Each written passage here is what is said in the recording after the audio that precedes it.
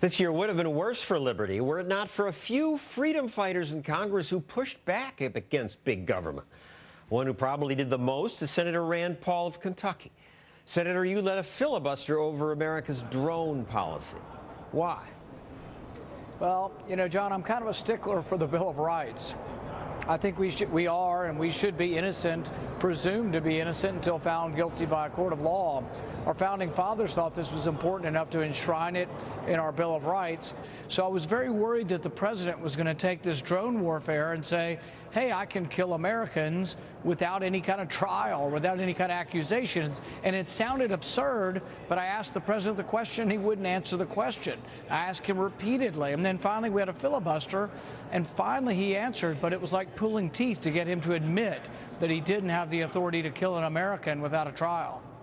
Did he answer personally? All I have is that his attorney general said, does the president have the authority to use a weaponized drone to kill an American not engaged in combat on American soil?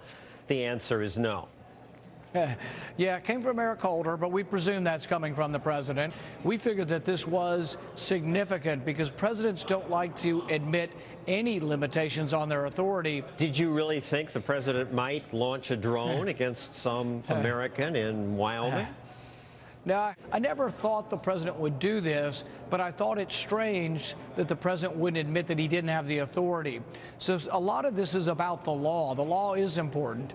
But the rules of government aren't always about who is the current president. They're about the rules that bind all presidents and all people. And, you know, Madison put this very well when Madison said, if government were comprised of angels, we wouldn't need these rules. But the rules are out there for the time that we may be unlucky enough that we really don't get an angel, we get an ogre. And so you really do want the Bill of Rights to protect us at all times.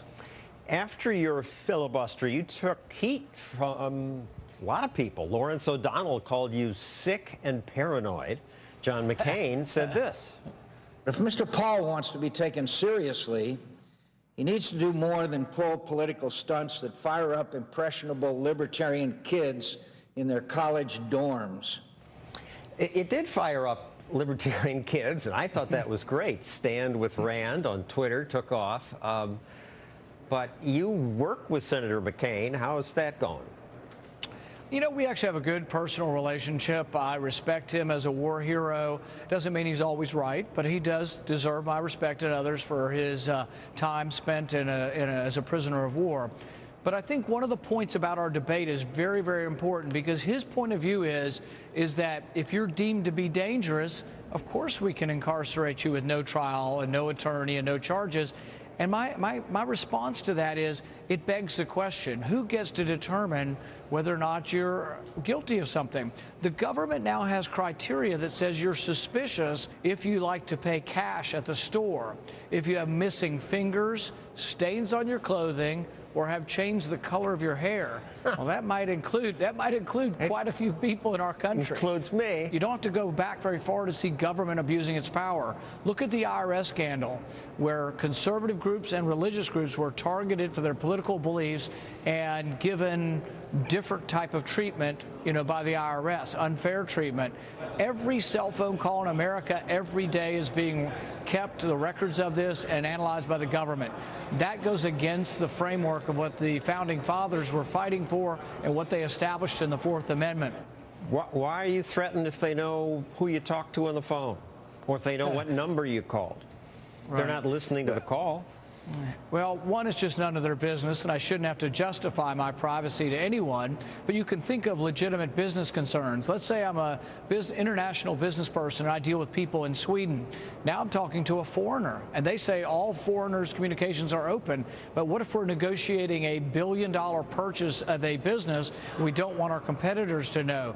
There's all kinds of reasons people have secrets, or maybe somebody has a personal relationship they just don't want divulged. There is a right to privacy, and I think the Constitution protects it, and I think we've let that lapse, and I think it's very worrisome what's going on in government now. Finally, you propose a new idea, which I like, economic freedom zones, and this would be an option given to places like Detroit, places with high unemployment, to lower taxes, Well, instead of asking Houston to bail out Detroit, what we do is lower taxes in Detroit to help Detroiters bail themselves out. If you reduce taxes, you let the customers pick the winners and losers, because those who pay more taxes will get more back, and those are the businesses that have already shown that they can get customers to vote for their business on a daily basis. It would leave over $1 billion in Detroit, not send it to Washington. I think it's a kind of free market stimulus that would actually work. And not just Detroit, any place with high unemployment. It's the same thing that parts of China have tried and thrived. Yeah, so I think it's good that Republicans can be for something consistent with our beliefs, but actually would help people who are in need of help. Thank you, Senator Rand Paul. And if you'd like to learn more about his economic freedom zone, I posted a link to his plan on my Twitter page at FBN Stossel. Coming up, I'll put on